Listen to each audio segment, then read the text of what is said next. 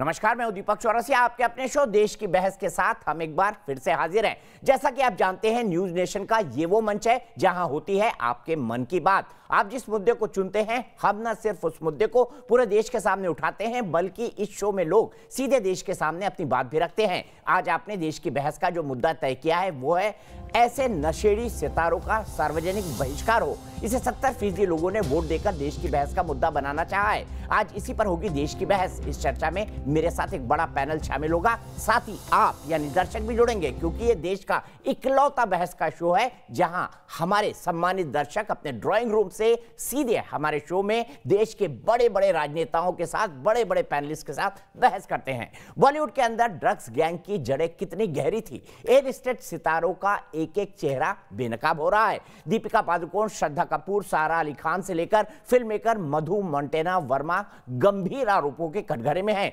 दीपिका पादुकोण को एनसीबी ने 25 सितंबर को तलब किया है और आज शाम सारा अली खान के घर एनसीबी टीम भी पहुंची। सारा और श्रद्धा को 26 सितंबर को हाजिर होना है। आपके अपने चैनल न्यूज नेशन ने सबसे पहले यह मुहिम शुरू की थी कि ड्रग्स नेटवर्क को तोड़ने के लिए मामले की तह तक जाना जरूरी है। उधर सवाल क्वान जैसी कंपनियों पर भी उठे हैं जो टैलेंट का मुखौटा लगाकर ड्रग्स मैनेजमेंट को अंजाम देती रही। ऐसे में यह मांग होने लगी है कि इन जैसी कंपनियों पर एक्शन क्यों नहीं होना चाहिए। साथ ही सवाल यह भी कि ड्रग्स की खरीद फरोख्त में शामिल सितारे क्या यूथ आइकन कहलाने लायक है? क्या इनका सार्वजनिक बहिष्कार नहीं होना चाहिए? कहां से आता है ड्रग्स, दिखाइए। हीरोइन, कोकीन, अफीम की सप्लाई अफगानिस्तान, ईरान, पाकिस्तान। ये मेरी रिपोर्ट नहीं है, ये यूएसए की रिपोर्ट है। दीपिका पादुकोण को ये नहीं पता क्या कि ड्रग्स का इस्तेमाल नहीं करे कानूनी रूप से गलत है। देश की बहस में लगातार उजागर हो रहा है कि बॉलीवुड में धड़ल्ले से ड्रग्स मंडली ड्रग्स पार्टी मनाती है। ये बोल रहे हैं बॉलीवुड को बदनाम किया जा रहा है, ड्रग्स नेटवर्क चलाने का जरिया बन गई। बड़े बड़े सितारे जिन्हें देश की जनता अपना स्टार बनाती है, हीरो मानती है, वो जनभावनाओं को कैसा धोखा दे रहे हैं, ये भी खुलासा हो रहा है। इसलिए अब इन सितारों पर सख्त कार्रवाई की मांग हो रही है।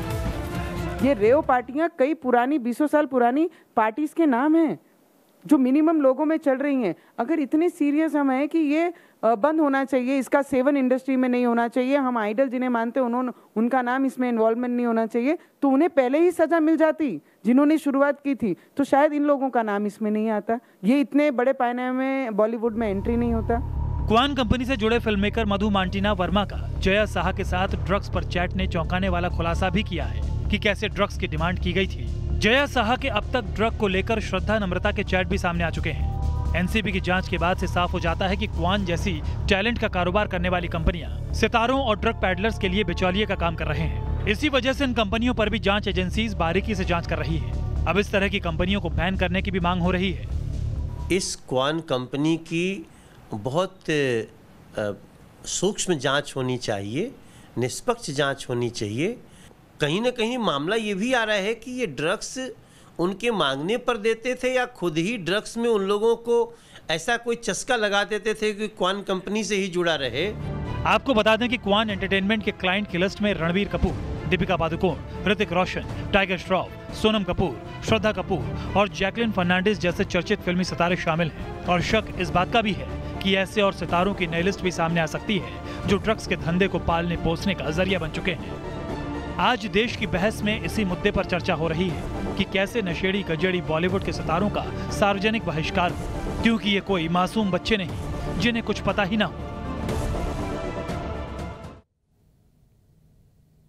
और देश की बहस में इसी से जुड़ा हमारा सवाल है। हम बहस को शुरू करें उससे पहले बता दूं कि एनसीबी की इस पूछताछ में एक बड़े प्रोड्यूसर का नाम भी सामने आया है। इसीलिए क्या ऐसे नशेड़ी सितारों का सार्वजनिक बहिष्कार हो, यही हमारा सवाल है। हाँ या नहीं में आप जवाब दे सकते हैं। वोटिंग के ऑप्शंस आपको पता है। आप हमारी वेबसाइट पर जा सकते हैं, आपको हमारे मोबाइल ऐप को डाउनलोड करना होगा। 24 घंटे आप न्यूज नेशन से जुड़े रह सकते हैं। हमारे ट्विटर हैंडल पर जा सकते हैं, हमारे फेसबुक पेज पर भी जा सकते हैं। और सबसे जरूरी सूचना, कई लोग मुझे व्हाट्सएप पर मैसेज करते हैं कि हम शो में शामिल होना चाहते हैं। प्लीज अपना मैसेज इस व्हाट्सएप नंबर पर वीडियो बनाकर हमें भेजें। व्हाट्सएप नंबर हम आपको बताते हैं, इस पर आप सवाल जो विषय है उससे जुड़े सवाल जवाब भी पूछ सकते हैं, अपनी राय भी दे सकते हैं। 9711002266। सबसे पहले इंट्रोड्यूस कर दूं, मेरे साथ एक बहुत बड़ा पैनल मौजूद है।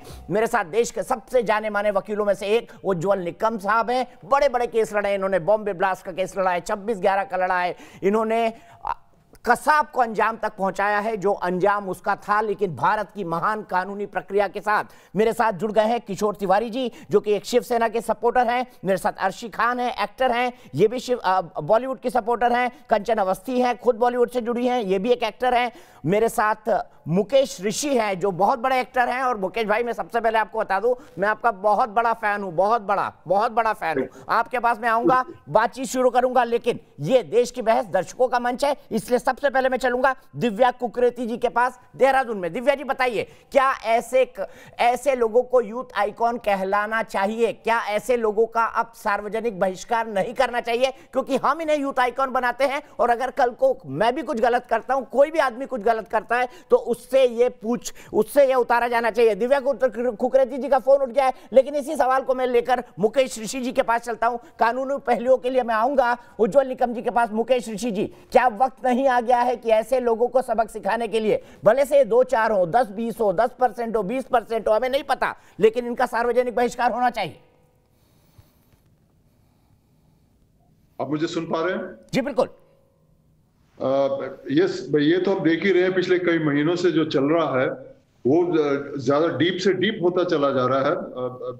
जो कभी सोचा नहीं था इतनी गहराई में ये सब चीजें जाएंगी और इतना नाम आएगा सबका।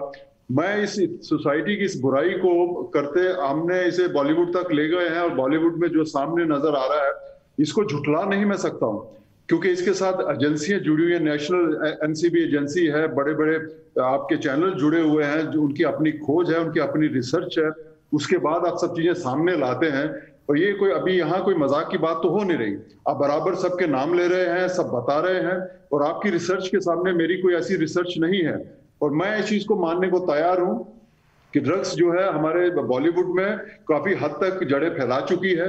लेकिन मुझे खुशी इस बात की है कि आप सिर्फ बॉलीवुड को नहीं देख रहे, आप उस पूरे चैनल को देख रहे हो। कहां से आ रही है, कौन बीच वाला आदमी है, किस तरह लोग इनकरेज कर रहे हैं यंग लोगों को ये सब लेने के लिए, और कितनी इजीली ये अवेलेबल हैं।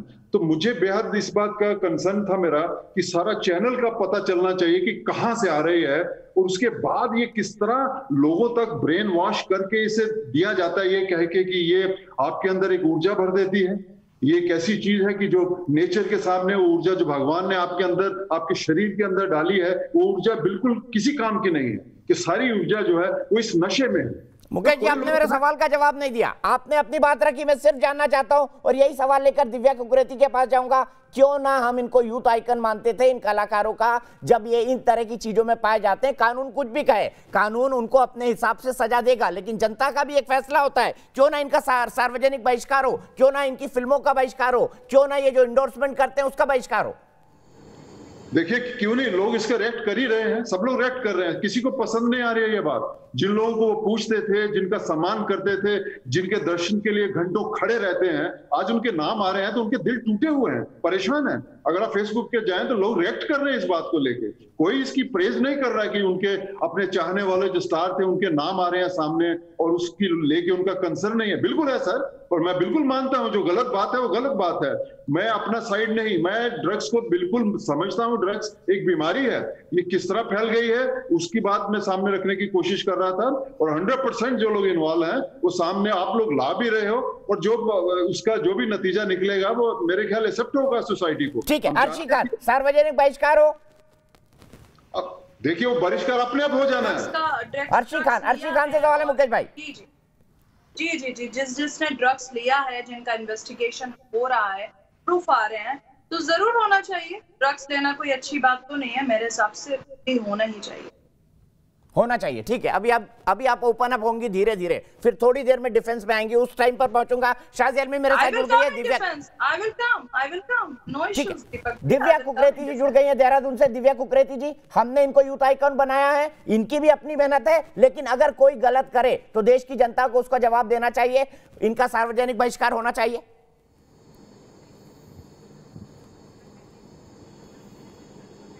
जी सर, बिल्कुल बहिष्कार होना ही चाहिए, क्योंकि यूथ हमारे देश का भविष्य है।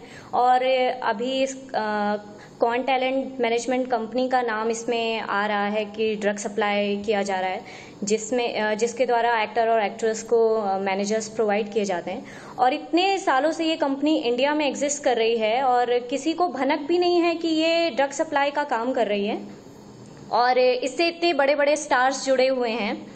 दूसरी चीज़ सर ये है कि ऐसे क्वेश्चंस हमारे दिमाग में हमेशा आते हैं कि जिन्हें हम यूथ आइकन मानते हैं और जिनको हम फॉलो करते हैं, वो इस तरीके की चीज़ों में इन्वॉल्व होते हैं, तो डेफिनेटली हम लोगों को मिलकर के उनका बहिष्कार करना चाहिए और ऐसी कंपनीज को बैन कर देना चाहिए। बिल्कुल। शाज़िया आलमी, क्वान ये कहती थी जब उसका गठन हुआ था 2009 के अंदर कि भाई ये डिजिटल मीडिया और ये बाकी सब चीजें बड़ा अनऑर्गेनाइज सेक्टर है, इसको ऑर्गेनाइज करना है तो हम आए। तो आपने फाइनेंसर के लिए, और फाइनेंसर क्या क्या हीरोइन से डिमांड करता है सबको पता है, उनके लिए एक ऑर्गेनाइज्ड मंच सजा दिया कि भाई हम इनकी कॉन्टेक्ट एजेंसी है। मैं और कोई डीप इसमें नहीं जाना चाहता, क्यों ना इन कंपनियों के ऊपर भी सही एक्शन हो। क्या ये सही ढंग से पैसा ला रहे थे, ये कितना इंटरनेशनल व्यापार कर रहे थे, मिडिल ईस्ट में इनके क्या संबंध थे, क्या इनकी जांच नहीं होनी चाहिए? नहीं, बिल्कुल जांच होनी चाहिए। मुझे लगता है सुशांत सिंह राजपूत की मौत के बाद जो पूरा ये मकड़ जाल है ये सबके सामने है, और ये बिल्कुल मखमली दुनिया जो है, सितारों की दुनिया जो सबको चकाचौंध कर देती है, अब नज़र आ रहा है इसके पीछे की गंदगी, और हम सूंघ सकते हैं वो दुर्गंध, वो बदबू। और जितना भी वो इत्र लगाएं और परफ्यूम लगाएं और छिड़कें, लेकिन वो दुर्गंध जाएगी नहीं।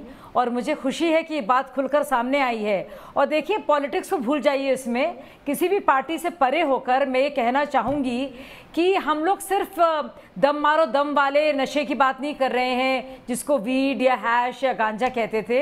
ये सिंथेटिक केमिकल ड्रग्स की बात हम लोग कर रहे हैं यहाँ पे। मैंने इस पर काफ़ी रिसर्च भी की है।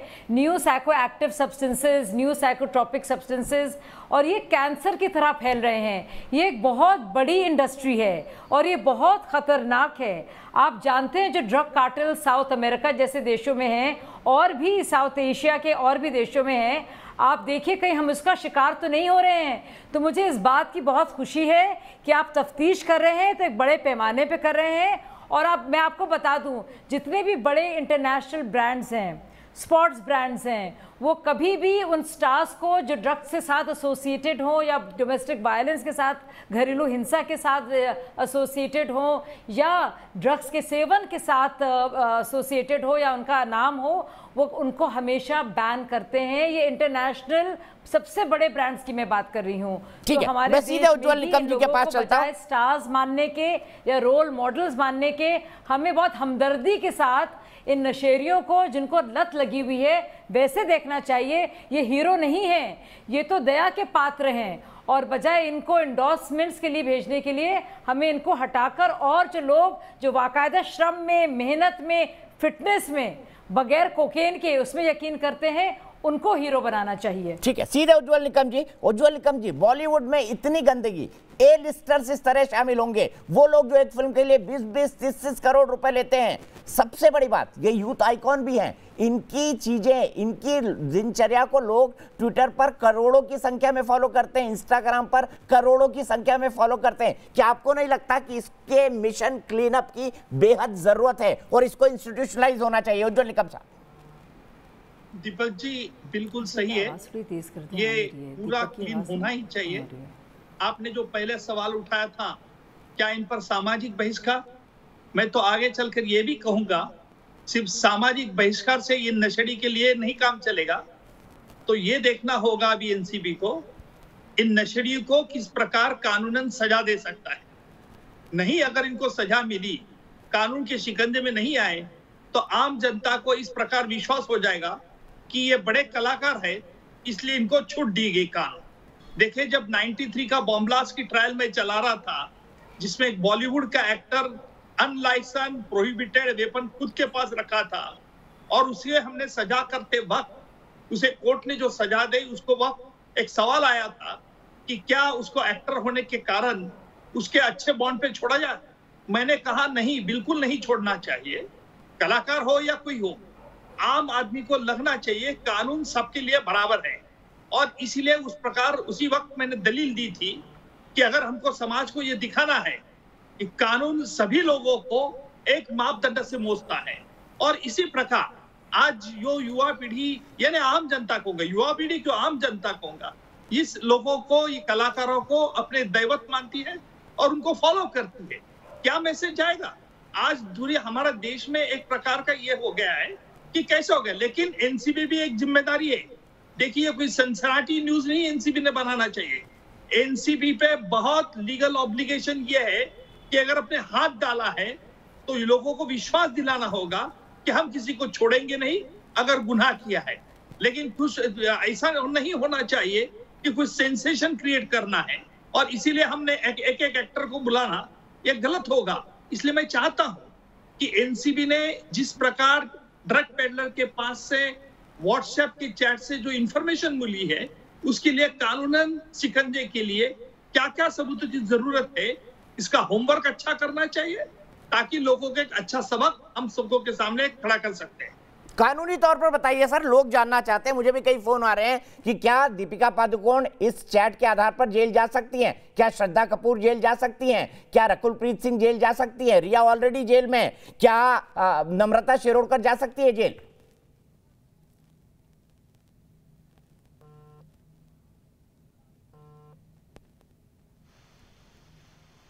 मुझे लगता है कुछ करेक्शन में प्रॉब्लम है। इसी सवाल को लेकर मैं कंचन अवस्थी जी के पास आऊंगा। कंचन अवस्थी जी, मुझे बताइए, मैं तो सार्वजनिक बहिष्कार की मांग कर रहा हूं और मैं तो ये भी कह रहा हूं कि इनके ऊपर एक रेगुलेशन बनना चाहिए। जिस तरह से लिखा हुआ आता है चारों तरफ कि भाई हम इसका प्रमोशन नहीं करते, फिल्म के पहले हर आदमी टेस्ट दे और ये डिक्लेयर करे कि मैं नहीं करता और सर्टिफाई कराए, डोप टेस्ट हो अभिनेताओं का, समर्थन करेंगे इस बात का? दीपक सर, मुझे बहुत तकलीफ हो रही है, मैं सच बताऊं तो मुझे बेहद तकलीफ हो रही है। और इतने बड़े बड़े वरिष्ठ लोग बैठे हैं मेरे सामने और इस तरह की बातें कर रहे हैं। एक मैडम को दुर्गंध आने लगी है और एक सर कह रहे हैं कि जब तक लागू नहीं हो जाता तब तक आम जनता जो है, आम जनता को जो है लगना चाहिए कि उनके लिए कानून एक बराबर है। सर, आप खुद ही वकील होकर ये बात कर रहे हैं कि आम जनता को लगना चाहिए कि कानून सबके लिए एक बराबर है। लगना नहीं चाहिए सर, सबके लिए कानून एक बराबर है, कानून सबके लिए एक बराबर है। तो दीपिका फंस रही है तो आपको क्यों तकलीफ हो रही है? श्रद्धा फंस रही है तो आपको क्यों तकलीफ हो रही है? जो कर्म करोगे उसका फल तो भोगना ही पड़ेगा ना, इसी जन्म में भोगना पड़ेगा। मुझे तकलीफ इस बात की हो रही दीपक सर, मुझे तकलीफ इस बात की हो रही है, बिना कुछ हुए आप लोगों ने अभी तक इंडस्ट्री में, बॉलीवुड में सबको दोषी करार दे दिया है। आप ही लोग ने सारा जजमेंट कर दिया। अरे एनसीबी अपना काम कर रही है, सीबीआई अपना काम कर रही है, काम तो होने दीजिए सर। आप लोगों ने सारा जजमेंट निकाल दिया है। मैडम को दुर्गंध आने लगी। अभी तक कल तक जो इंडस्ट्री बहुत अच्छी थी, जिससे खुशबू आती थी, आज उससे दुर्गंध आने लगी। शाजिया आज ये बोल रही है कि एकाएक आपको दुर्गंध क्यों नहीं लगी? शाजिया जी, दुर्गंध क्यों ना है आपको? अगर ये गलतियां करेंगे तो क्या पब्लिक माफ कर देगी? ये ड्रग की समस्या एक सामाजिक समस्या है सर, एक सामाजिक समस्या, और ये देश की समस्या। मैडम, जब आप हाई पोजीशन पे बैठते हैं ना, आप लोगों को लगता है तो आपको अपनी जिम्मेदारी का एहसास भी होना चाहिए। कंचन अवस्थी जी माफ कीजिएगा, शाजिया जवाब देंगी आपको। कंचन में आ रहा हूँ, एक मिनट लगाइए। समझ नहीं आ रहा है, अगर नारकोटिक्स ब्यूरो वहां तक पहुंचा है बॉलीवुड पे तो आपको क्यों से तकलीफ हो रही है? ये तो जरूरी चीज है, ये तो जरूरी चीज है। कंचन रुक जाइए, आपके सवाल का जवाब ले लीजिए। उसमें से किसी क्या ये बदबूदार नहीं है?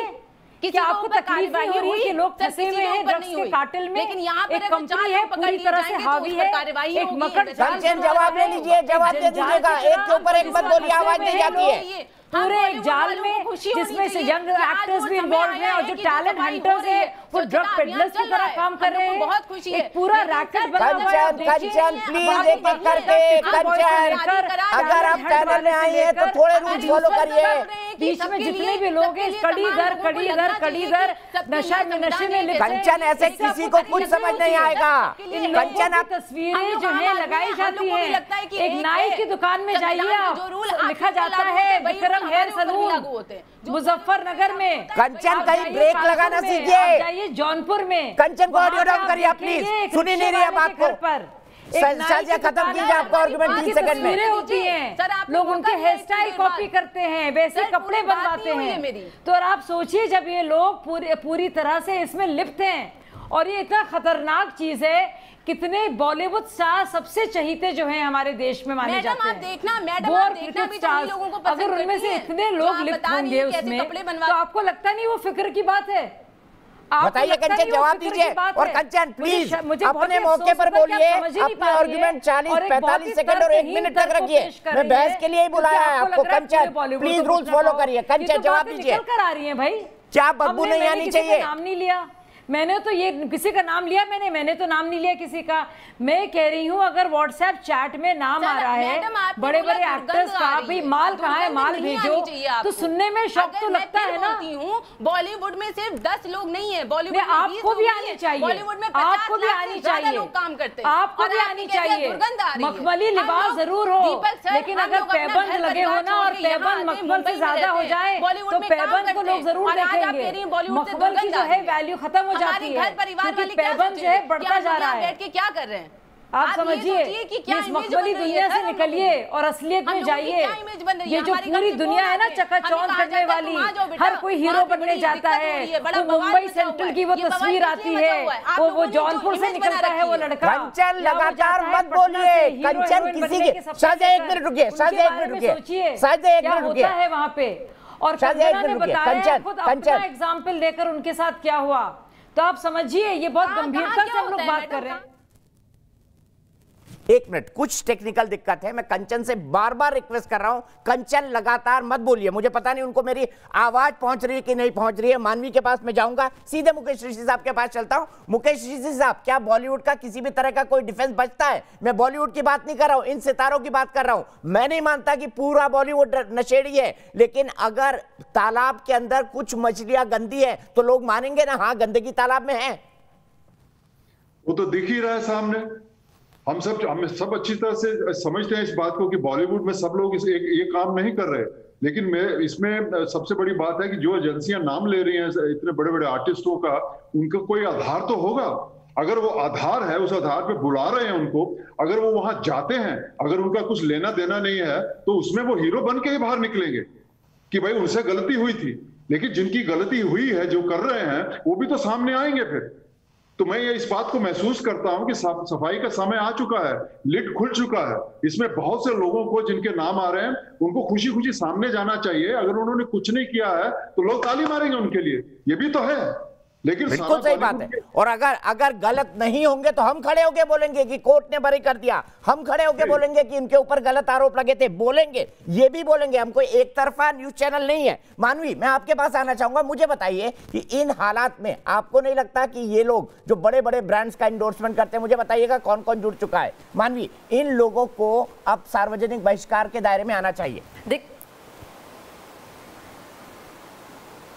सही बात कह रहे हैं आप। देखिए इतना चार्ट का खुलासा हो गया जिसमें क्लियरली दीपिका पूछ रही है अपनी मैनेजर से, माल चाहिए मुझे, कितना माल चाहिए, कौन सा माल चाहिए। तो अब एनसीबी की अभी ये कटघरे में आ गई है, एनसीबी ने इसको समन कर दिया है। इनको जवाब देना पड़ जाएगा कि इन्होंने किस बेसिस पे चैट करी, क्या माल मांगा। और जैसे इनकी जो मैनेजर है करिश्मा से भी कई सवाल एनसीबी करेगा। तो एनसीबी ने इस वक्त लिस्ट ऑफ क्वेश्चन तैयार कर दिए जिनकी वजह से, जिनसे ये जो हमारे सितारे हैं, जो जिनका नाम आया, इनको सवाल जवाब देना पड़ेगा, जिसमें इनको क्लियरली मेंशन करना पड़ेगा कि कितना टाइप का इन्होंने ड्रग्स मांगा, किस क्वांटिटी में मांगा, कौन सा ड्रग्स मांगा। और अगर ये सवाल का जवाब नहीं देते तो इनके लिए बहुत बड़ा प्रॉब्लम खड़ा हो सकता है। ये इमीडिएट कस्टडी में जा सकते हैं। जैसे सितारे लाइक दीपिका, सारा, तो इनको ये भी सोचना चाहिए कि हमारे लिए रोल मॉडल है। लोग अपना टूथपेस्ट, पेस्ट, शैम्पू तक बदल देते हैं, जो रोल मॉडल यूज करते हैं वो यूज करते हैं, उनका लाइफस्टाइल कॉपी करना चाहते हैं। तो ये ड्रग्स ले करके क्या दिखाना चाह रहे हैं आम जनता को, ये यूथ को क्या मैसेज देना चाह रहे हैं कि हम ड्रग्स लेते हैं और यूथ भी ड्रग्स ले। और यूथ को इतना गलत मैसेज इस वक्त देना चाह रहे हैं ये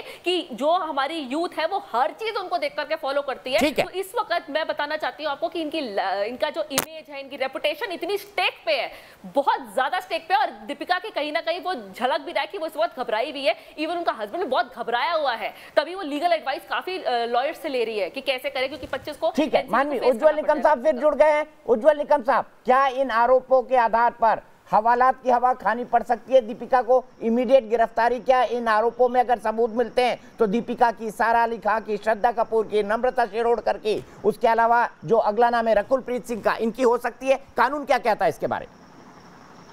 दीपक जी, आज ये कहना बहुत मुश्किल है।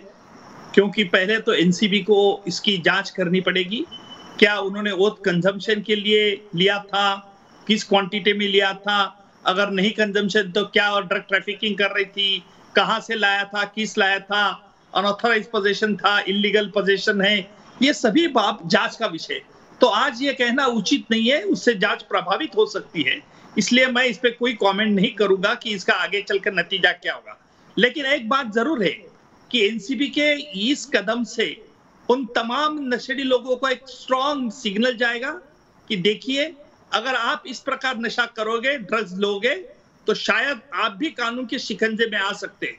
मुझे लगता है कि ये जरूरी था और इसलिए एनसीबी को भी बहुत जिम्मेदारी है, उन्होंने बहुत रिस्पॉन्सिबिलिटी से काम करना होगा, जांच करनी होगी ताकि उस जड़ तक जा सके जहां हम ड्रग्स का पूरा खात्मा कर सकते हैं। आप कानून को इतनी अच्छी तरह जानते हैं, मैं आखिरी सवाल आपसे पूछना चाहता हूं। एक सांसद निशिकांत दुबे जी ने मांग की है कि रेगुलेशन होना चाहिए फिल्म इंडस्ट्री का। क्या आपको लगता है कि स्पोर्ट्स की तरह इनका भी डोप टेस्ट होना चाहिए, इनके लिए भी कोई नियम और मर्यादा तय होनी चाहिए, फाइनेंसेस इनके जो होते हैं उनको और क्लियर होना चाहिए? क्या आप किसी रेगुलेशन का समर्थन करेंगे कानूनविद के तौर पर, ताकि ये और ऑर्गेनाइज हो जाए सेक्टर? देखिए, ऑर्गेनाइज तो हर बिजनेस, हर सेक्टर में होना चाहिए, इंटरनल डिसिप्लिन होना चाहिए। मैं ये नहीं चाहूंगा कि उन पे कोई कंट्रोलिंग बॉडी बैठा जाए, लेकिन ये खुद के कॉन्शियस और खुद के कल्चर पर भी ये डिपेंडिंग रहता है। और बॉलीवुड ने ये समझना चाहिए कि तमाम हमारी भारतीय जनता मैटिनी आइडॉल करके उनको सिर पर बैठाती है, उनको फॉलो करना चाहती है, इसलिए उनकी मॉरल रिस्पॉन्सिबिलिटी ये है कि हम समाज के सामने किस प्रकार उदाहरण दें। जहां तक रेगुलेशन की बात है, जहां तक कानून की बात है, मैं चाहता हूं कि है कानून हमारे पास, इंटरनल डिसिप्लिन होनी चाहिए, लेकिन अगर उन्हें लगेगा कि अगर ये कोई रेगुलेटरी बॉडी बैठना चाहिए तो जरूर कानून में ऐसा प्रावधान ला सकता है, लेकिन ये बॉलीवुड से प्रस्ताव आना चाहिए कि हाँ, हमारे लिए जरूर है, ताकि बॉलीवुड की एक महिमा एक कायम रहे, अजागर रहे।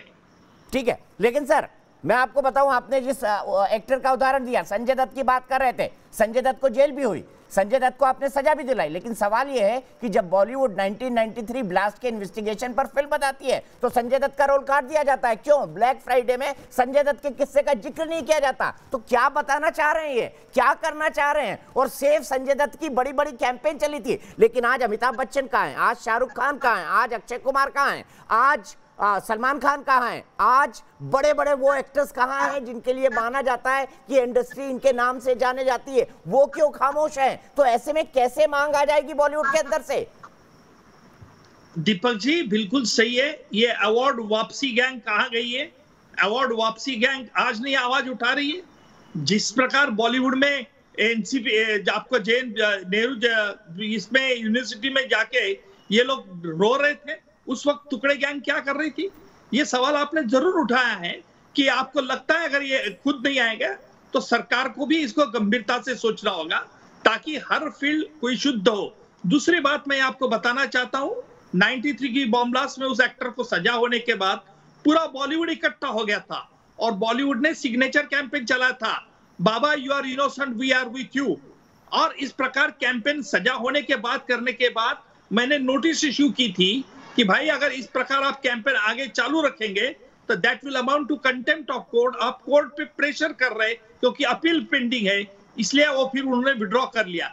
जब तक कानून का शिकंजा इस बॉलीवुड को बैठता नहीं है तब तक बॉलीवुड के समझ में नहीं आता है। और इसलिए जो लोग कहते हैं कि जिस थाली में खाते उस थाली को छेद, ये छेद नहीं, पूरा छेद ही करना चाहिए, क्योंकि आम जनता को फॉलो कर रही है। मुझे मालूम नहीं, अभी कोई आपके पैनलिस्ट कह रही थी कि हम कैसे बात कर रहे, मैंने यही बात कही थी, अगर कानून के शिकंजे में आ गए तो उनको जरूर सजा होनी चाहिए। ठीक है, बिल्कुल सही, वैलिड पॉइंट, कानून के शिकंजे में तो सजा होनी चाहिए। किशोर तिवारी जी, सामना ने तो बड़ी भूरी भूरी प्रशंसा की थी जया बच्चन की, कितनी महान बात कह दी जब उन्होंने कहा कि गटर किसने हमको कह दिया, किसने कह दिया, किसने थाली में छेद किया। सामना तो उनके आमने सामने बिल्कुल नतमस्तक हो गया था। मुझे बताइए, जो ये बातें निकल कर आ रही हैं, इसके बाद इसका क्या डिफेंस है?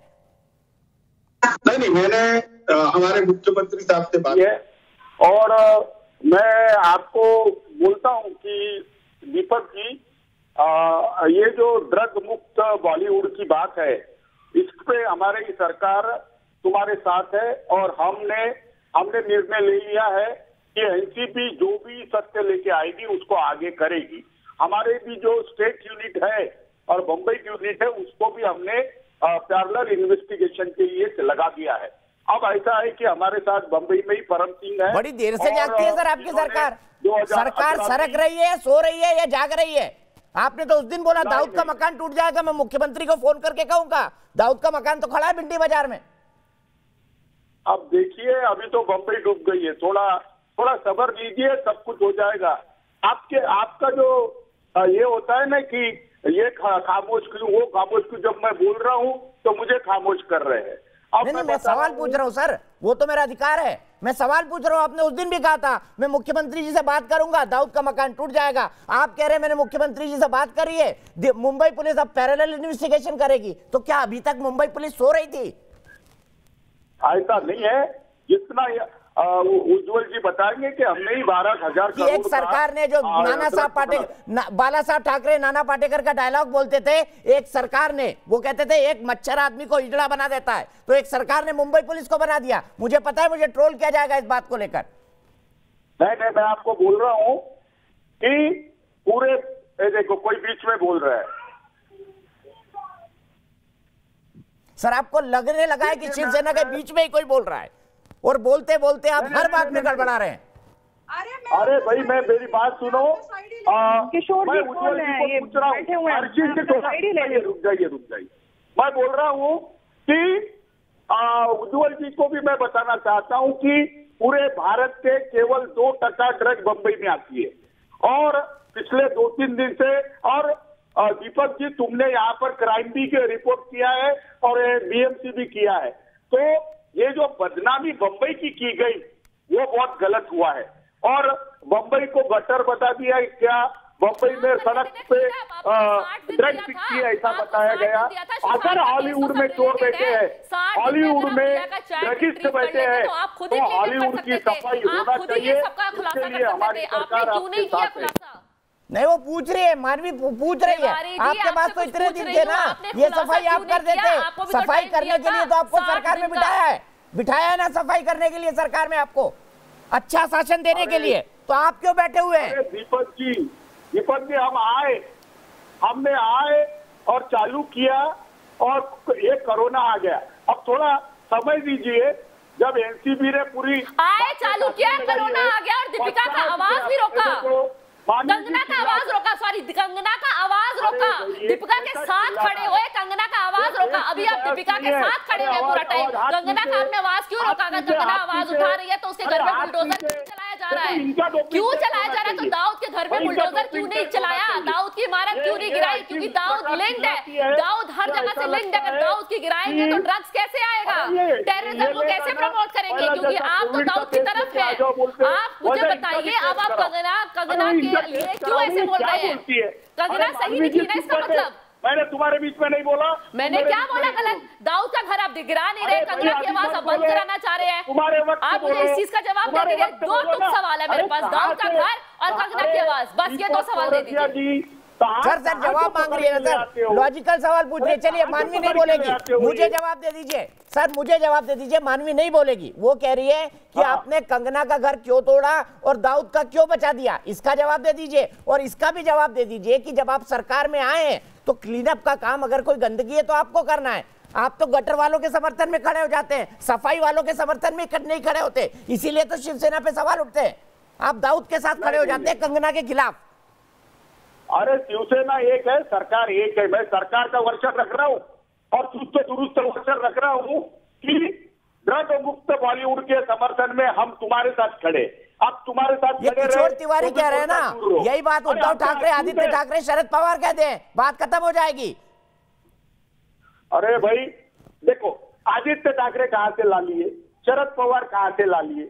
सर आपकी सरकार चला रहे, मेंटोर है आपकी सरकार के, वो आपकी सरकार के मेंटोर है कि नहीं शरद पवार जी?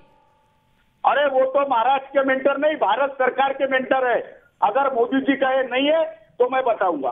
अरे सर चलिए, मैंने भारत का मान लिया, आप बोले डोनाल्ड ट्रंप के मेंटर है, मैं वो भी मान लेता हूं, लेकिन बंबई में रहने के बाद बॉलीवुड की सफाई पर खामोश क्यों है? शरद पवार क्यों खामोश हैं?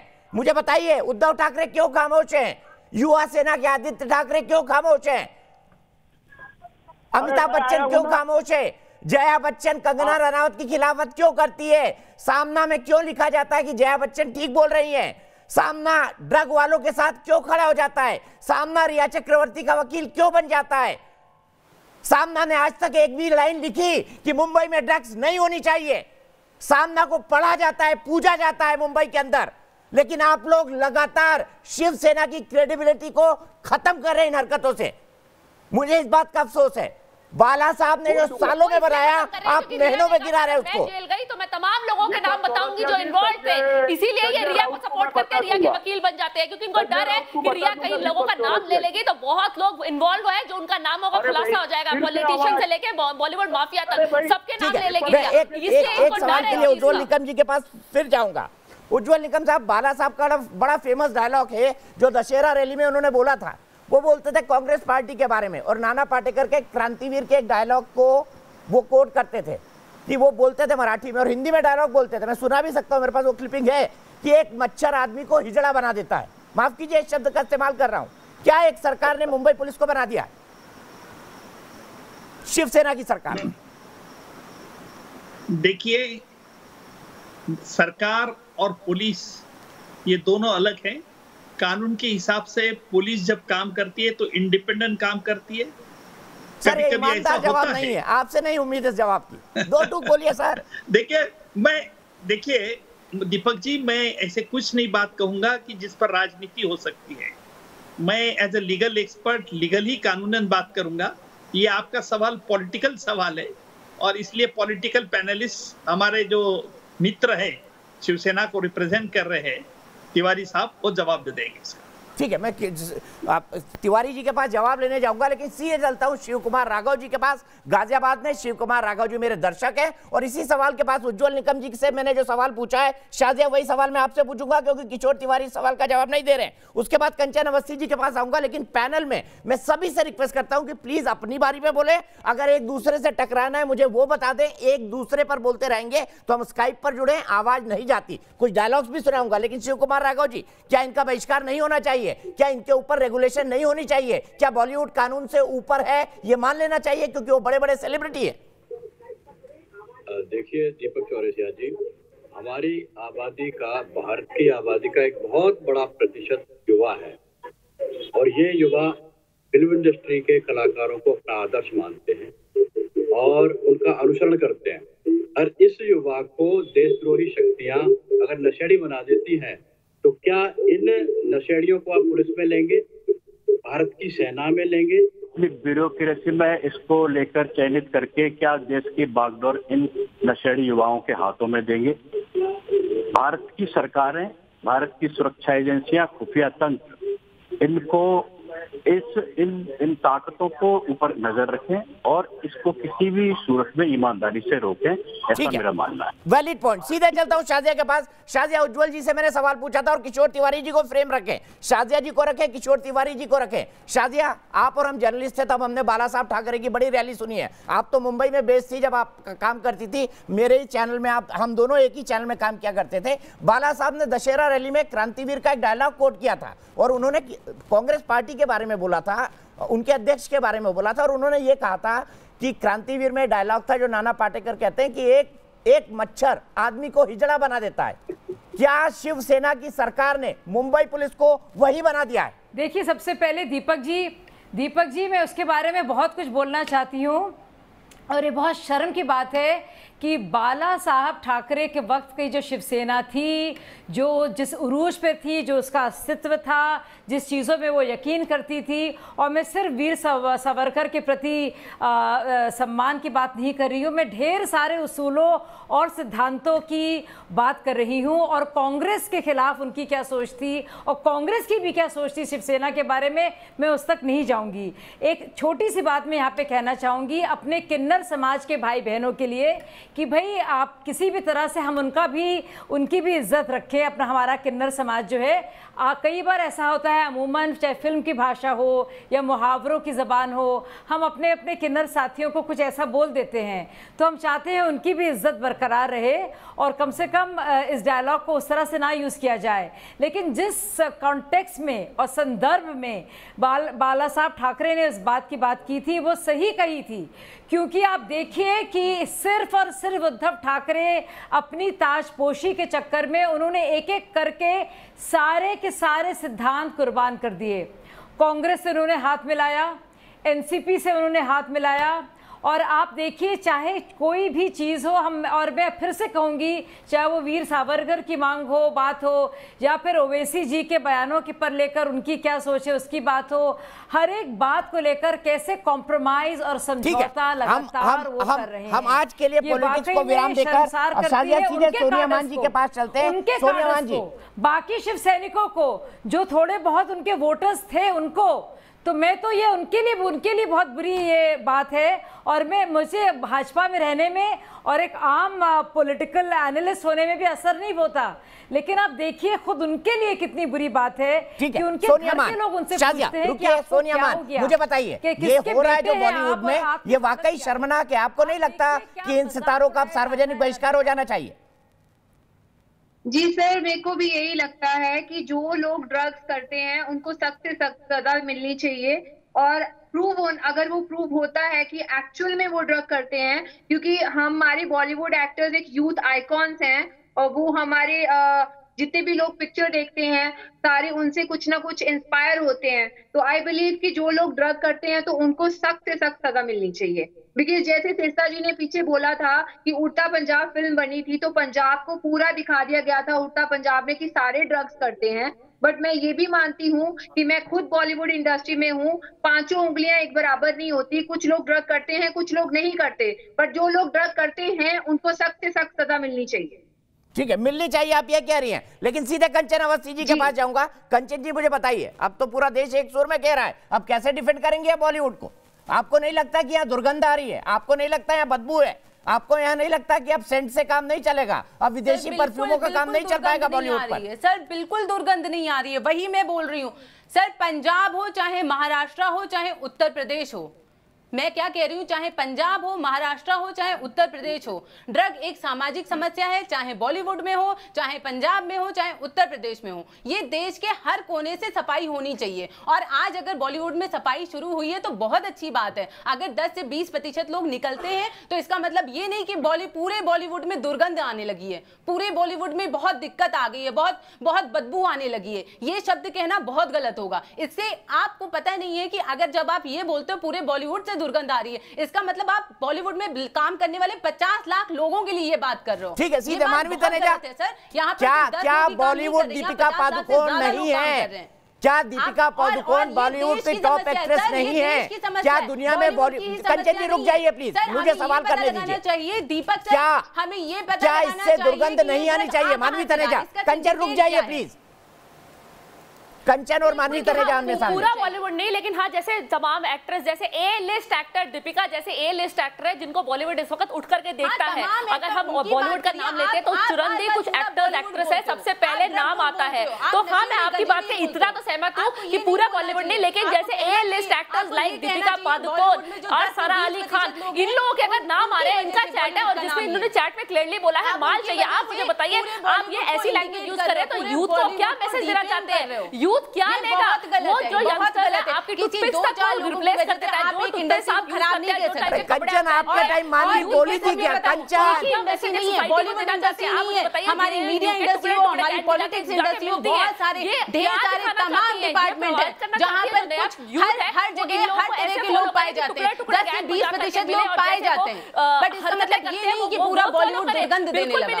इसका मतलब ये नहीं कि पूरी बॉलीवुड में बदबू आने लगी। स्ट्रिक्ट टू स्ट्रिक्ट एक्शन आज आपको बॉलीवुड से बदबू आने लगी? कल तक बॉलीवुड बहुत अच्छा था कि आगे से कोई भी सितारा अभी पॉलिटिक्स में 4 लोग निकल आएंगे तो पूरी पॉलिटिक्स खराब हो जाएगी। बाइकॉट ही करेंगे, हमारे जो इतने महान नेता हैं वो सारे खराब हो जाएंगे। बाइकॉट होंगी तभी जो कम से कम बॉलीवुड को तो मत बोलिए, ये बोलिए कि अगर सफाई चल रही है, सफाई अभियान चालू है तो अच्छी बात है, सफाई होनी चाहिए, लेकिन बॉलीवुड को टारगेट मत करिए। आपको भारत से ड्रग की समस्या को हटाना है, बॉलीवुड से ही नहीं हटाना है। बॉलीवुड से भी हटाइए और भारत से भी हटाइए। भारत थोड़ा ब्रेक लगाना सीख लीजिए भाई। ऐसी समस्या है, ड्रग आज बच्चों के प्रचलित हो रहा है और जितना उन्हें पता नहीं था आज इतना जो आप लोगों ने डिफेम कर दिया, बॉलीवुड को इतना बदनाम कर दिया, उसकी वजह से बच्चों को पता चला है। वरना बच्चों तक नहीं पता था ड्रग बनेगी। तो ये जो आप लोगों ने डिफेम करके आप लोगों ने बॉलीवुड को माननीय प्लीज कंचन प्लीज, मैं किशोर तिवारी जी के पास जा रहा हूँ। किशोर तिवारी जी, आप ये क्यों नहीं कहते हैं, आप ये क्यों नहीं कहते हैं कि ड्रग का जो सोर्स है हम वो खत्म करेंगे? आप बॉलीवुड को खत्म करने आ रहे हो। किशोर तिवारी, मेरा सीधा सवाल है, मेरा सीधा सवाल है, मुख्यमंत्री के तौर पर उद्धव ठाकरे सामने आकर इस बड़ी समस्या के बारे में कुछ कहते क्यों नहीं? महाराष्ट्र का मार्गदर्शन क्यों नहीं करते? मुंबई का मार्गदर्शन क्यों नहीं कहते? खामोशी लेकर क्यों उड़े हुए हैं? ये बताइए ना। संजय राउत क्यों चुप है? वो हरामखोर कह सकते हैं कंगना को, लेकिन मुंबई में इतनी बड़ी प्रॉब्लम निकल कर आ रही है, देश और दुनिया में बदनामी हो रही है, उसको डिफेंड नहीं करेंगे? देखो, उन्होंने कहा है मेरे खामोशी को मेरी मजबूरी ना समझो, समय आने पर सब बोलेंगे, हम सब देख रहे हैं, हम काम कर रहे हैं। अब मीडिया को सुबह शाम ब्रीफ करने का काम बहुत लोग कर रहे हैं ना। ये जो आ जाते हैं पैनलिस्ट, उनकी जो मांग है मैं कबूल करता हूँ कि बॉलीवुड का बहिष्कार होना चाहिए। सिलेक्टिव है, उनकी अप्रोच बहुत सिलेक्टिव है, जहां वो चाहते हैं वो वहीं पे आवाज उठाते हैं। तो कंगना को गाली निकाल दोगे, अगर ड्रग्स का नाम लेंगे तो कंगना को गाली निकाल दोगे। आपने क्यों नहीं जया के लिए बोला? जया का 4 लोग मिल गए, आप क्यों कर रहे हैं जया का समर्थन? क्यों नहीं जया के खिलाफ बोल रहे जब वो कह रही है थाली में छेद? वो हम सबको बोल रही है कि जिस थाली में खाते हो उस थाली में छेद करते हो। आप जया जी के साथ क्यों हो? क्योंकि जया जी कहीं जया जी आपको सपोर्ट कर रहे हैं। बहुत सारे पॉलिटिशियन, एक मिनट रुक जाइए, किशोर जी से सवाल पूछता हूँ। किशोर जी माननीय, एक मिनट रुक जाइए। किशोर जी मेरा सीधा सवाल है, किशोर जी मेरा सीधा सवाल है। जया जी ने कहा जिस थाली में खाते हैं उसमें छेद करते हैं, लेकिन आपको नहीं लगता कि बॉलीवुड की थाली में अगर 7-8 कटोरी हैं जो हमारे महाराष्ट्रियन खाने में होती है, पापड़ भी होता है, आमरस भी होता है, सब्जी भी होती है, भाजी भी होती है, सब होता है, ठीक है? अगर 2 के अंदर ड्रग्स रखी है, भाकर भी होती है, अगर 2 के अंदर ड्रग्स रखी है तो उस थाली की सफाई की जरूरत है या नहीं है? उसमें शिवसेना सत्ताधारी पार्टी की रिस्पॉन्सिबिलिटी क्या होती है बताइए? खामोश रहना और ये बोलना मेरी खामोशी को मेरी कमजोरी मत समझिए, ये बोलना। देखो, बॉलीवुड को ड्रग मुक्त करो और राजनीति को भी ड्रग मुक्त करो। हम तो तुम्हारे साथ है, तुम शिवसेना पे भड़ास क्यों निकालते हो? सर मेरे को क्या मतलब, मैं आपको बता दूं, आपको पता नहीं होगा किशोर तिवारी जी, जिनके नाम पर अभी जो सबसे ज्यादा डिस्कशन चल रहा है ना, वो मेरे बेस्ट फ्रेंड्स में से एक है, ठीक है? और मैं आपको यह भी बता दूं कि मेरा किसी पार्टी को लेकर कोई एजेंडा नहीं है, लेकिन अगर सवाल उठ रहे हैं तो एक पॉलिटिकल पार्टी के तौर पर आपकी रिस्पॉन्सिबिलिटी है, नहीं तो आपकी क्रेडिबिलिटी खराब होगी। मेरी खामोशी को मेरी कमजोरी मत समझो, मैं बाद में बोलूंगा तब तक सरकार चली जाएगी आपकी। अरे बाप रे, नहीं तुम तो बीजेपी का एजेंडा लेके चल रहे हो। वो लोग सर, ये शो का नाम आपको पता है, देश की बहस। यहाँ देश का एजेंडा चलता है, बीजेपी का नहीं, देश का एजेंडा। बोलते हैं जहाँ मन नहीं है वहाँ नहीं बोलते। सिलेक्टिव अप्रोच क्यों है? अरे सिलेक्टिव अप्रोच तो एनसीबी का है। हर जगह एजेंडा क्यों नहीं चलाते? सिर्फ बॉलीवुड पे ही क्यों चलाते? बॉलीवुड सिलेक्टिव अप्रोच है। एनसीबी का क्या हुआ? एनसीबी ने खुलासा किया, अगर एनसीबी पिक्चर में ना आता तो आप करते ये काम जो आपने किया नहीं, आपने काम नहीं किया पिक्चर में, आप ही ने काम नहीं किया ना। और किशोर तिवारी जी मैं ब्रेक ले रहा हूँ, लेकिन ब्रेक के बाद आपसे सवाल पूछूंगा। आप भर भर के मुझे बोल रहे हो बीजेपी का एजेंडा है, बीजेपी का एजेंडा है। एक दिन उद्धव ठाकरे फिर से बीजेपी के पास चले गए, तब आप क्या करेंगे? इस सवाल का जवाब लूंगा ब्रेक के बाद। तो देश की बहस में हम बात कर रहे हैं कि नशेड़ी, गंजेड़ी और कोकीन लेने वाले कलाकारों का सार्वजनिक बहिष्कार क्यों ना हो? देश की जनता क्यों इन्हें रोल मॉडल माने? कहीं कहीं तो मंदिर भी बन जाते हैं, क्यों इनके मंदिर बनाए जाएं? क्यों दीपिका पादुकोण 8 करोड़ के एक इंडोर्समेंट के ले ताकि हमको चीजें बेच सकें? क्या वो फॉल फ्रॉम द स्काई नहीं हो चुका दीपिका पादुकोण का। इसी सिलसिले में बॉलीवुड के तमाम लोग खामोश हैं। आज मैं आपको सुनाता हूं बॉलीवुड के महानायक, सदी के महानायक अमिताभ बच्चन का एक पुराना डायलॉग, अमिताभ बच्चन का हम फिल्म का डायलॉग। मैं लेकिन पैनल को इंट्रोड्यूस कर देता हूं, सबको सुनना जरूरी है। मेरे साथ जुड़ी है शाजिया आलमी, भारतीय जनता पार्टी की प्रवक्ता हैं, साथ ही साथ मानवी तनेजा हैं, एक्टर हैं। मेरे साथ कंचन अवस्थी जी हैं, ये भी एक एक्टर है। सोनिया मान है, ये भी एक एक्टर है। और किशोर तिवारी जी शिवसेना के सपोर्टर। आइए सुनते हैं अमिताभ बच्चन क्या कहते हैं। अमिताभ बच्चन का हम फिल्म में डायलॉग बहुत मशहूर हुआ था, गंदी नाली का कीड़ा। हम सब गंदी नाली के कीड़े हैं, लेकिन समाज की गंदगी निकालने के लिए कोई तरीका नहीं है। जाहिर है बॉलीवुड के ड्रग्स कनेक्शन के लिए भी ये डायलॉग सटीक बैठता है। सुनिए क्या कहा था सदी के महानायक ने इस फिल्म में। बताइए कंचन अवस्थी जी, ये फ्लिट बनाया अभी तक अमिताभ बच्चन जिसकी बात कर रहे हैं, पाप की गंदगी से निकलने वाले कीड़े की, ड्रग्स की गंदगी से निकलने वाले कीड़े का कोई फ्लिट बना हुआ है? दीपक सर, आपने बहुत मेहनत की है, आपने बहुत मेहनत की है ऐसे डायलॉग्स निकालने में, आपने बहुत मेहनत की है, आपको थैंक यू, बहुत बहुत शुक्रिया। आप ये बताइए, आपने ये डायलॉग तो उठा लिए फिल्मों से, और अच्छे डायलॉग्स क्यों नहीं उठाए, और जो अच्छी फिल्में हैं वो क्यों नहीं उठाई? आपने ऐसे गिन गिन के ऐसे डायलॉग निकाले हैं। अभी मैं देख रही थी काला कांडी का कोई डायलॉग था, वो भी चल रहा था टीवी पे, खूब चल रहा था कि मैंने पहले क्यों नहीं लिया, मैंने ड्रग पहले क्यों नहीं लिया। सर ये फिल्में बनाते हैं सर, हम लोग के प्रोजेक्ट्स होते हैं, उसमें 10 तरीके के रोल होते हैं, कैरेक्टर्स होते हैं। सही है, मधु मंटोना वर्मा ने उड़ता पंजाब बनाई ना, आप खुद उड़ता बॉलीवुड कर रहे हैं। ये कौन कंपनी के मालिक ने उड़ता पंजाब बनाई है ना? कंचन जी जवाब दीजिए, ये अपने एक्सपीरियंस से मधु मंटोना वर्मा ने उड़ता पंजाब बनाई है ना? अच्छी फिल्में बनी है सर, उड़ता पंजाब अपने एक्सपीरियंस से बनाई है ना? कौन कंपनी के मालिक ने कि नहीं बनाई? आपने तो गिन के वही चुन के वही डायलॉग आप निकालोगे।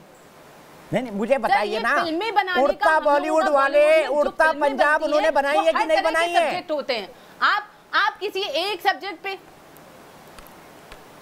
बहुत अच्छी फिल्म बनाई बनेगी उड़ता बॉलीवुड। जिस तरीके से इस वक्त ए लिस्टर्स एक्टर्स ये ले रहे हैं, कंज्यूम कर रहे हैं, तो उड़ता बॉलीवुड बनने में कुछ देर नहीं है, कुछ देर नहीं है कि आप क्या दिखाना चाह रहे हैं, आप क्या परसेप्शन सेट करना चाहते हैं, आप इन सब चीजों को प्रमोट कर रहे हैं। मुझे तो शर्म आ रही है कि आप बोल क्या रही हैं, आप क्या क्या पिक्चर दिखाना चाह रही हैं, आप क्या मैडम, मुझे तो ये शर्म आ रही है कि आप एक्टर होते हुए इस तरह की बात कर रही हैं। बैठ के डिबेट कर रही हूं, मानवी मैडम, मुझे बहुत शर्म आ रही है कि आप एक्टर होते हुए ऐसी बात कर रही हैं। गंदगी हटाने के लिए बैठे हैं, बॉलीवुड में हैं, महाराष्ट्र कहना चाहते हैं, क्योंकि इनिशिएट करने के लिए बॉलीवुड से बेहतरीन कोई नहीं है, सबसे बढ़िया बॉलीवुड है, क्योंकि हम पूछते हैं, लोग इनको फॉलो करते हैं, तो यूथ अगर फॉलो नहीं करेगी तो सबसे बढ़िया चीज है, सबसे पहले बॉलीवुड में होना चाहिए। तो अगर इसमें अगर मानवी और कंचन एक मिनट, मैं दोनों की आवाज को विराम दूंगा, प्लीज एक एक करके बोले, एक दूसरे पर ना बोले, दर्शकों की आवाज नहीं सुनती है। इसीलिए मैं आप दोनों से ब्रेक लेकर गाजियाबाद में मेरे दर्शक डीएस मेहता जी के पास जा रहा हूं। डीएस मेहता साहब, कोई फ्लिट बना इस गंदगी को साफ करने के लिए? सुना आपने अमिताभ बच्चन का डायलॉग?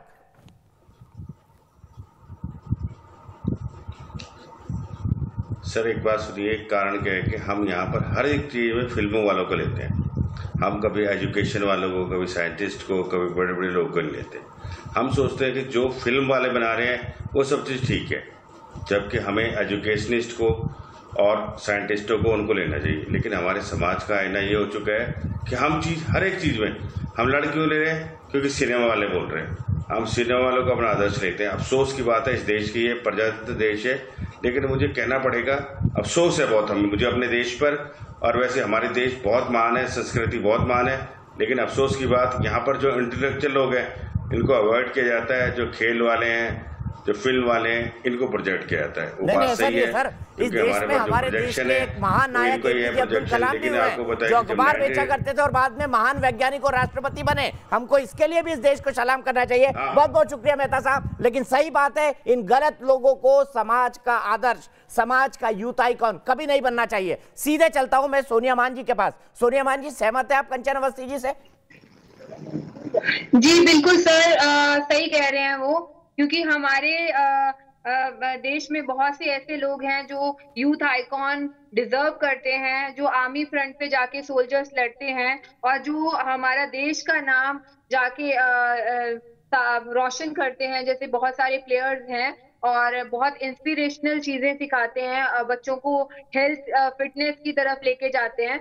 और जबकि मैं खुद बॉलीवुड से हूँ, मैंने पहले भी बात की थी कि पांचों उंगलियां एक बराबर नहीं होती सर। हर कोई ड्रग नहीं करता बॉलीवुड में, ऐसे ही हर कोई उड़ता पंजाब में हर कोई ड्रग नहीं करता। ऐसे ही कुछ लोग, चुनिंदा लोग ड्रग करते हैं। It's not only about Bollywood, it's not only about Punjab. ये पूरे हमारे देश का इशू है, ड्रग का जो इशू है, हमारे यूथ का इशू है। तो इसको सीरियसली, अगर ये इशू आपने लिया है, इसके ऊपर बात होनी शुरू हुई है, तो इसको सीरियसली लेके हर एक स्टेट में से वो चुनिंदा लोग निकालने चाहिए जो लोग ड्रग करते हैं। सारे लोग तो ड्रग किशोर तिवारी जी कुछ कहना चाहते हैं? किशोर तिवारी जी, मैं आपको और शादिया को डिबेट के अंदर लाऊंगा। मेरा बड़ा लार्जर सवाल है। आपने मान लिया मैंने बीजेपी का एजेंडा चलाया, आप मान ले मैं तो देश का एजेंडा चलाता हूँ, इसीलिए शो का नाम देश की बहस है। कल को क्या होगा? आप तो इतनी भर भर के गाली दे रहे हैं, संजय राउत भी नहीं छोड़ रहे हैं। कल को क्या होगा जब उद्धव ठाकरे और जेपी नड्डा जी एक हो जाएंगे, तब क्या होगा? तब क्या बोलेंगे आप? सामने में क्या लिखेंगे? देखो, अब मैं बात करता हूँ कि इल्मी साहब, इल्मी जो आपकी सहपाठी थी, सहयोगी थी संसद में, वो जब 2014 में थी तो बीजेपी को भर भर के गाली देती। अब वो मोदी भक्त हो गई है, तो मोदी भक्त हो गई है। जिस दिन हम भाजपा के साथ जाएंगे उस दिन हम भी मोदी भक्त हो जाएंगे। तो तुम्हें चिंता क्या है? मतलब आपने मान लिया कि आप अवसरवादी हैं, सत्ता के लिए कुछ भी कर सकते हैं, कभी मोदी भक्त भी बन सकते हैं और कभी सोनिया भक्त भी, मान लिया आपने आज? नहीं, राजनीति में यही चरित्र है। लेकिन मैं एक आपकी बात का जवाब, मतलब आप ये कह रहे हैं राजनीति का कोई चरित्र नहीं और शिवसेना की राजनीति का तो बिल्कुल ही नहीं? अरे भाई, शिवसेना पे फिर गाली दे दी। सर गाली कहा थी? मैं तो सवाल पूछ रहा हूँ। अरे भाई, शिव भगवान का नाम जहां लगा हुआ हो वहां मैं कहां से गाली दे दूंगा? मैं तो भोले शंकर का भक्त हूँ। ये देखिए महाकाल का हमेशा पहने रहता हूँ, इराक वॉर में गया था तब भी पहना हुआ था। जय महाकाल। दीपक, काल उसका क्या करे जो भक्त हो महाकाल का। दीपक जी, मैं ये बोलना चाहता हूँ जो चुस्त दुरुस्त बात है, जैसे मैं पब्लिक डोमेन हूँ, मैं हूँ किसान नेता हूँ, आप पत्रकार है, वैसे ही राजनेता और अभिनेता और अभिनेत्री, इन्होंने सार्वजनिक जीवन में चारित्र रखना चाहिए। इनके तरफ से कोई गलत आदर्श से जाता है तो उनका बहिष्कार करना चाहिए। इनको मॉरलिटी यही ट्वीट तो उद्धव ठाकरे जी से करवा दीजिए, कोई दिक्कत नहीं है। मैं यही तो कह रहा हूँ, किशोर तिवारी जी बोल रहे तो पार्टी के बड़े नेता भी बोलते ना, आदित्य ठाकरे भी बोलते, उद्धव ठाकरे भी बोलते। संकोच क्यों कर रहे हैं आप लोग? इस इशू पे ये क्यों बोल रहे हैं बीजेपी एजेंडा चला रही है? अरे चौरसिया जी, आप बोलते कि अमिताभ बच्चन बोले, ये बोले, वो बोले। अरे हर आदमी हर विषय पे बोले, इसकी जबरदस्ती क्यों? सब पे तो बोलते हैं सर।